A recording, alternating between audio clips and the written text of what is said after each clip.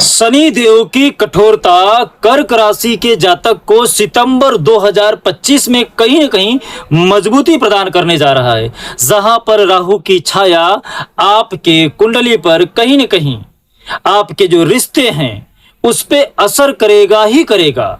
अब यहां पर एक फैसला आपको लेना पड़ेगा कि सितंबर 2025 में आप राहु की छाया के तले दब सकते हैं। यदि आपने हिम्मत नहीं दिखाई तो, और यहां पर यदि आपने हिम्मत दिखाया तो आप उनके सामने एक स्टैंड ले सकेंगे। यहां पर आप अपनी भावनाओं में बह करके कुछ गलत फैसले ले सकते हैं, या उस दिशा में आप कार्य करना चाहते हैं, या फिर आप हिम्मत दिखा के अपने भाग्य को बदलने के लिए कुछ नया स्टैंड लेना चाहते हैं।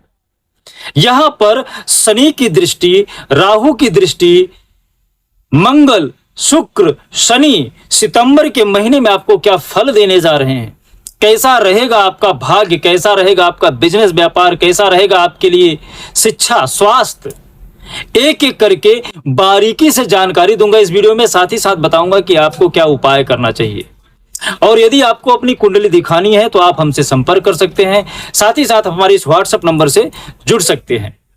जय श्री महाकाल, मैं डमरू वाले महाराज आप सभी का आपका अपने इस चैनल पर हृदय से स्वागत करता हूं। दोस्त, सितंबर 2025 में कर्क राशि के जो जातक हैं, कहीं न कहीं आपके कुंडली में 4 बड़े ग्रहों का परिवर्तन होने जा रहा है। वो कौन कौन से ग्रह हैं, सर्वप्रथम हम उस पे बारीकी से जानकारी ले लेते हैं। 14 सितंबर को मंगल महाराज जी तुला राशि में प्रवेश कर जाएंगे। 17 सितंबर को सूर्य महाराज जी कन्या राशि में प्रवेश कर जाएंगे, और 15 सितंबर को शुक्र महाराज जी सिंह राशि में, और बुध महाराज जी कन्या राशि में 15 सितंबर को ही परिवर्तन कर जाएंगे। तो ये 4 मुख्य ग्रह प्रमुख रूप से परिवर्तन होने जा रहे हैं। 9 ग्रहों की स्थिति क्या बन रही है। शुक्र महाराज जी आपके कुंडली के लग्न में बैठे हैं, जहां से आपका मान सम्मान प्रतिष्ठा देखा जाता है, जहां से आपके लिए कहीं न कहीं स्वास्थ्य के लिए जितने भी सारी जानकारी है तन को लेके इकट्ठा की जाती है।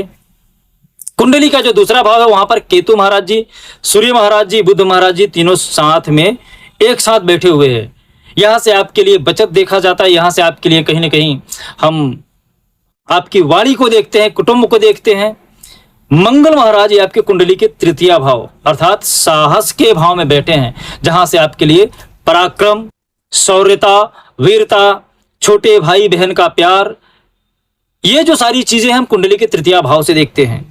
राहु महाराज ये कुंडली के अष्टम भाव में बैठे हैं। राहु का अष्टम भाव में बैठना यहां पर थोड़ा सा आपको परेशान कर सकता है, क्योंकि जब कुंडली के तीसरे, छठे और एकादश भाव में राहु रहते हैं या फिर केंद्र में रहते हैं तो आपको अच्छा रिजल्ट देते हैं। लेकिन यहां पर आपके कुंडली के अष्टम भाव में बैठे हैं, जो आपके मृत्यु का होता है, जो आपको मृत्युतुल्य कष्ट देने के लिए जाना जाता है। कुंडली का सबसे खराब भाव अष्टम भाव, लेकिन यही भाव आपको मोक्ष भी देता है, क्योंकि केतु का भाव है ये।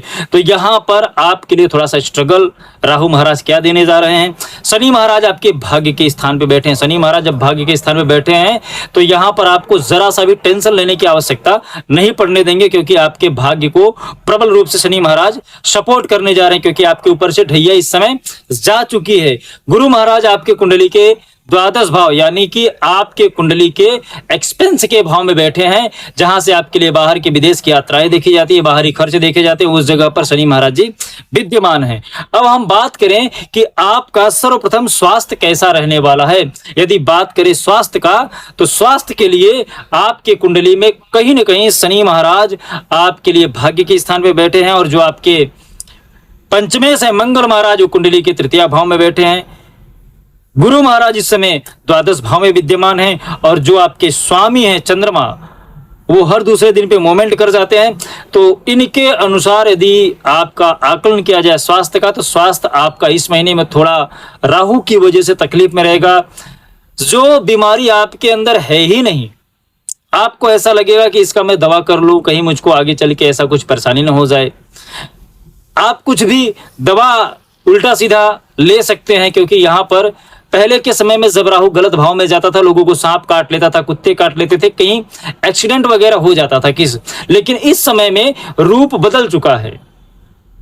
अब आपको कोई सांप की जरूरत नहीं, आप गलत दवा खा लेंगे तो भी आपको जहर का असर हो जाएगा। यदि आप गलत संगत में बैठेंगे तो भी आपको कहीं ना कहीं जहर का असर उनके होगा ही होगा। तो गलत संगति हो सकती है, गलत दवा का इफेक्ट हो सकता है, तो इस चीज से आप अपने आप को जरूर बचाइएगा। बात करें यदि आपके लिए पंचम भाव से, जहां से आपका प्रेम प्रसंग, शिक्षा और आपके संतान के योग देखे जाते हैं, इस समय कुंडली के पंचमेश जो हैं वो है मंगल महाराज और बैठे हैं तृतीय भाव में, साहस के भाव में बैठे हैं, अपने ही घर में बैठे हैं। तो यहां से आपका प्रेम, शिक्षा, संतान तीनों को मंगल महाराज जी मंगल करने जा रहे हैं। मंगल होने वाला है, या फिर कह लें कि आपके जीवन में शिक्षा का प्रमाण बढ़ने जा रहा है। प्रेमी आपको निश्चित रूप से रिझाने का प्रयास करेगा। संतान के योग बन रहे हैं। हर दृष्टि से पंचम भाव आपके लिए हितकारी साबित होने जा रहा है सितंबर के महीने में। बस यहां पर आपका साहस पराक्रम मंगल महाराज बढ़ा देंगे। तो साहस में मैंने जैसे पहले ही बताया आपको कि आपको थोड़ा सा भावनाओं में बह के गलत फैसले नहीं लेने हैं। कहीं ना कहीं आपको थोड़ा सा यहाँ पे रुकना होगा, समझना होगा, सोचना होगा, और जो सामने कुछ कार्य हैं उसके खिलाफ आपको जमकर अपने आप को प्रूव करना पड़ेगा। बात करें यदि आपकी कुंडली के सप्तमेश की, सप्तमेश आपके हैं शनि महाराज और इस समय बैठे हैं कुंडली के भाग्य के स्थान पे। मैं आपको यकीन दिलाता हूं यदि आप जो भी कार्य करेंगे यहां पर आपका बिजनेस में, व्यापार में, वैवाहिक जीवन में, जिसके विवाह नहीं हुए हैं उसके विवाह के यहां पर योग बनते हुए दिख रहे हैं। शनि महाराज हर तरीके से आपके कष्ट को दूर करने जा रहे हैं। यहां पर शनि महाराज सप्तमेश आपके जो हैं हर तरीके से कर्क राशि के लिए ये गोल्डन समय चल रहा है। आने वाला जो 2 साल है ये आपके लिए शनि महाराज वरदान पे वरदान देंगे। आपको जो कार्य करेंगे उसमें निश्चित रूप से आपको सफलता शनि महाराज यहां पर देंगे। वैवाहिक जीवन को अच्छा करेंगे। जिसके विवाह में विलंब हो रहा है, जिसके विवाह नहीं हो रहा है, उसके योग बनाएंगे। बात करें यदि आपके भाग्येश की, भाग्येश आपके हैं गुरु महाराज, ये बैठे हैं आपके कुंडली के द्वादश भाव में। यहां पर आपको कहीं ना कहीं शनि महाराज की दृष्टि से उजल हैं और एक्सपेंस के भाव में बैठ के गुरु महाराज आपके कहीं ना कहीं एक्सपेंस को बढ़ाएंगे। लेकिन वो जो एक्सपेंस बढ़ेगा वो आपके धर्म के कार्य में बढ़ेगा। कुछ ऐसी जगह पे जाएगा आपका एक्सपेंस, शॉर्ट टाइम के लिए आपको परेशान कर सकता है, लेकिन लॉन्ग टाइम में उसका बेनिफिट आपको ज्यादा ही मिलने जा रहा है, क्योंकि गुरु महाराज जो भी खर्च कराएंगे गलत जगह पे तो कराएंगे नहीं। यदि इस जगह पे राहु बैठता तो आपको गलत रिजल्ट देता, शुक्र बैठता तो आपका ऐश्वर्य में, विलासता में आपको संपर्क करा सकता था, लेकिन यहाँ पे गुरु महाराज बैठे हैं तो गुरु महाराज एक्सपेंस तो कराएंगे, लेकिन आपका पूजा पाठ में, धर्म कर्म में, या फिर कुछ ऐसी जगह पे कराएंगे जहां से आपको बाद में बेनिफिट निश्चित रूप से मिलेगा। अभी फिलहाल आपको थोड़ा सा खर्चा बढ़ा हुआ जरूर दिखता होगा। नौकरी की बात करें तो नौकरी के लिए यह महीना अच्छा रहेगा। सितंबर के महीने में प्रमोशन वगैरह आपके दिख रहे हैं, भाग्य भरपूर साथ देगा। तो आपको उपाय क्या करना है? उपाय में आपको यहां पर राहु को शांत करना है। राहु को शांत करने के लिए काल भैरव की स्तुति करिएगा, साथ ही साथ शिव जी के रौद्र रूप की पूजा करिएगा। श्री शिवाय नमस्तुभ्यम का जाप करिएगा, ओम नमः शिवाय का जाप करिएगा, बजरंग बली की स्तुति करिएगा, हनुमान चालीसा का पाठ करिएगा, क्योंकि हनुमान चालीसा आपके लिए सबसे ज्यादा बेहतर साबित होगा, क्योंकि बजरंग बली ने राहु को भी हराया है और इनकी जो माता है उनको भी हराया है। राहु को तब हराया था जब आपको मालूम होगा बाल्यावस्था में जब सूर्य को ग्रहण लग रहा था, उसी समय बजरंग बली ने सूर्य को निगल लिया था। सूर्य को जैसे ही निगला, यहां पर राहु के साथ इनकी लड़ाई हुई और उसी समय राहु बजरंग बली के ताकत से अवगत हो गया था।